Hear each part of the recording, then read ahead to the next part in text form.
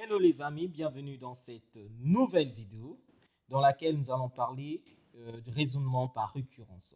Et c'est quoi le raisonnement par récurrence? En fait, c'est une technique mathématique utilisée pour prouver qu'une assertion, une proposition est vraie pour tous les entiers naturels. Je précise pour tous les entiers naturels.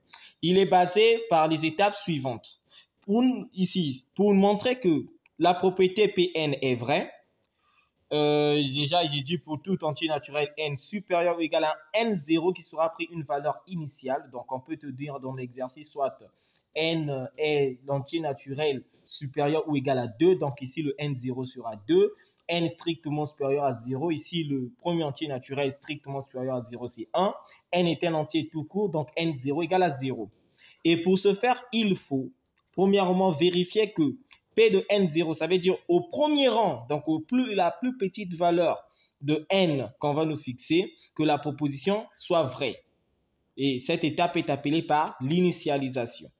À la deuxième étape, nous allons supposer que notre proposition reste vraie pour tout entier naturel K, qui est supérieur lui aussi à n0. Et cette étape est appelée hérédité ou encore induction.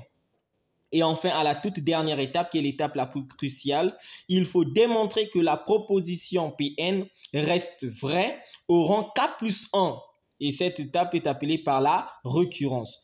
Si les trois étapes sont vérifiées, généralement la première et la dernière, alors on peut conclure que la proposition est vraie. Dans le cas contraire, elle est fausse.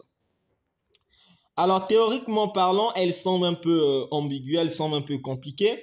Alors, nous allons vouloir appliquer cela. Comment va se passer? Comment démontrer qu'une proposition ou une propriété est vraie en utilisant la procédure de démonstration par récurrence? D'où cette application où on nous demande de démontrer les deux propositions en utilisant le raisonnement par récurrence. Et voilà pour la résolution de la toute première propriété. Ici, nous avons l'écriture avec la somme. Je dois l'écrire de façon plus explicite. Alors, la somme k allant de 1 jusqu'à n de k, comment faut-il écrire? Ça veut dire quoi? On va sommer. Déjà, ici, nous avons k. La première valeur que va prendre k, c'est 1. Donc, nous aurons quoi? 1, c'est le symbole de la somme plus. Après 1 viendra quoi? 2, plus 3, plus point de suspension, jusqu'à ce que nous allons atteindre la toute dernière valeur que doit prendre ce cas-là, c'est combien? N. Et jusqu'à n sera donc égal à quoi? À n facteur de n plus 1 sur 2. C'est ce qu'on me demande de démontrer. Alors, qu'est-ce que je vais faire? Je vais passer par la première étape. Alors ici, quelle est la première valeur, la plus petite valeur ici? Nous voyons que l'entier, ça varie de 1 jusqu'à n. Donc, on va prendre pour la première valeur prise par n, c'est 1. Pour n égale à 1, je vais remplacer. Si n égale à 1, nous sommes encore au début ici. Donc, nous aurons 1 égale. Je vais remplacer ici par 1. Donc, j'aurai ici 1 facteur de 1 plus 1. Le tout divisé par 2. On aura 1 qui sera donc égal à 2 sur 2. Or, 2 divisé par 2, c'est bien 1. Ce qui est vrai. Alors, pour la deuxième étape, nous allons supposer que 1 plus 2 plus 3 plus point de suspension plus k sera égal à k facteur de k plus 1 sur 2 est vrai. Pour la troisième étape, nous allons démontrer que 1 plus 2 plus point de suspension plus k 1, parce qu'on doit aller jusqu'au rang k plus 1, est égal. Donc, ça veut dire là où il y avait le k ici, nous allons remplacer par k plus 1. Donc, nous aurons ici k plus 1 facteur. Ici, en remplaçant k par k plus 1 et le 1, ça deviendra quoi? K plus 2, le tout divisé par 2. C'est ce que nous devons démontrer. Alors, remarquons une chose. Au niveau de la deuxième étape, nous avons supposé que toute cette somme est égale à k facteur de k plus 1, le tout divisé par 2. Donc, partant de cette hypothèse, qu'est-ce qu'on peut dire? On aura ici, on sait que,